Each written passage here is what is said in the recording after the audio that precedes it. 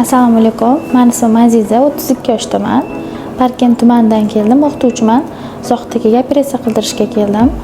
Bu menga ko'p noqulaylik tug'dirardi, o'qituvchi bo'lganligim uchun, doim ochkada yurish menga noqulaylik bo'lganligi uchun, shularni menga tavsiya qilgan uchun, yaqinlarim kelganliklari uchun, effektlarini ko'rganim uchun keldim.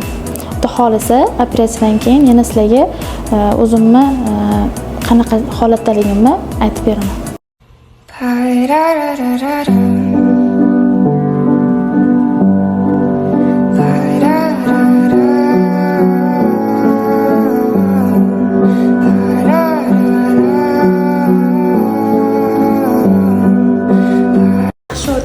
Qo'rqqanimdan yo'q, juda ham tez chiqdi.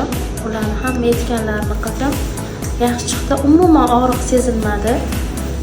Men o'ylaganimdan tezroq chiqdim. Xudo xolasa, bundan buyog'iga ravshanlashib, bundanda yaxshiroq ko'ra olaman deb o'ylayman. Rahmat, qo'llarni yengil ekan. Men bu kunlarni rosa ham uzoq kutdim. Ta'riflab bera olmayman qanaqa xursandligimni.